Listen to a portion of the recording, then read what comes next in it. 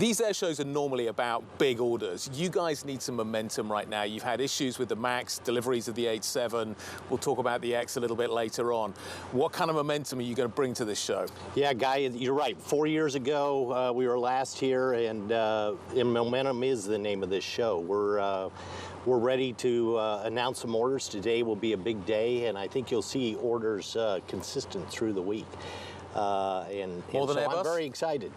Well, we'll have to see the tally at the end of the day. That's my job, is to try to get more than Airbus. So I'm going to work on that. You confident you can do it? I am. We've got a great product lineup. Yep. A lot of it is here. We have the brand new MAX 10, our largest family member. We have the 777-9. The MAX family completes with the 10 and the 7. And we've got the 8, 9, and the 8200 already in the market. So 5 family member family that is competing well against Airbus. And on the wide body side, I think we have the best portfolio to take to market. The 10 is here. When are we going to see it certified? When are we going to see that aircraft? Because there was concern that it might get cancelled if they didn't get the FAA's sign-off pretty shortly. Yeah, well, our job is to get it certified, and that's what we're focused on. We're working to get that job done by the end of the year. If it takes a little more time, we'll talk to Congress about an extension.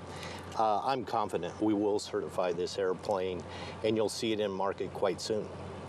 In terms of the supply chain, let's talk a little bit about that. That's where the crunch lies. I've just been speaking to Spirit Aero. They're watching their supply chain very, very carefully.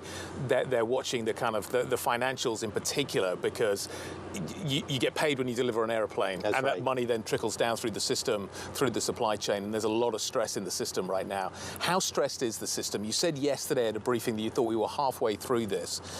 What gives you confidence that we are only halfway through this? Well, we're seeing where the weak points are in the supply chain now. 6 months ago, it was hard to see some of those weak points. A lot of us made assumptions about bringing back resources based on past practice.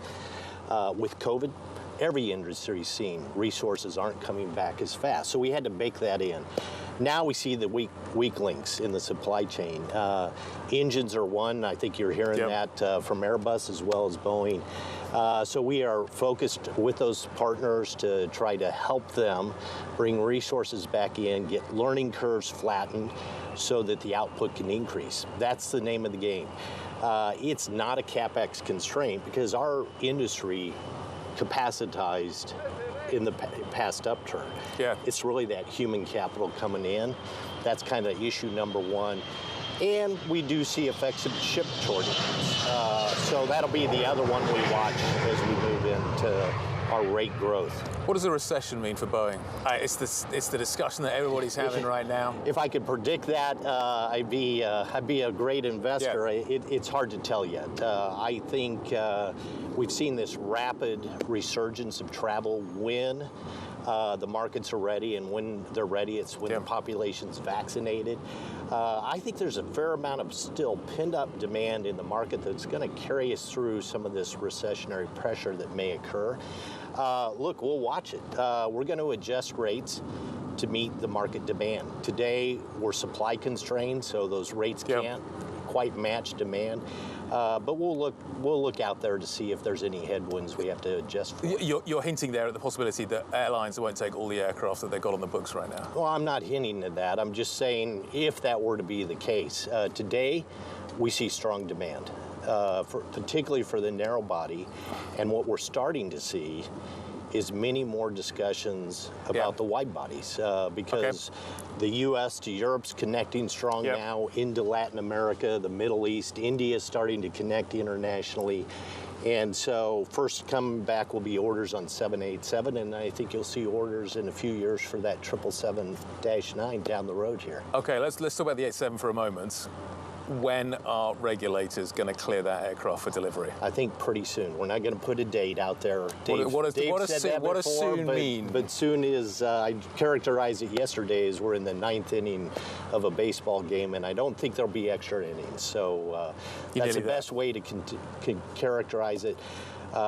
We want to give our team, the regulator, time to be diligent on this. We don't want to ever look back again. We're looking forward on this airplane.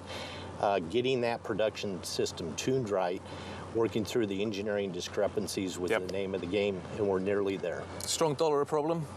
You guys produce in dollars. The dollar is super strong. It works both ways, right? We sell in dollars, and the majority of our supply is in dollars. So once in a while it's a little headwind, once in a while it's a little benefit. Net currency typically hasn't swayed our demand supply equation much.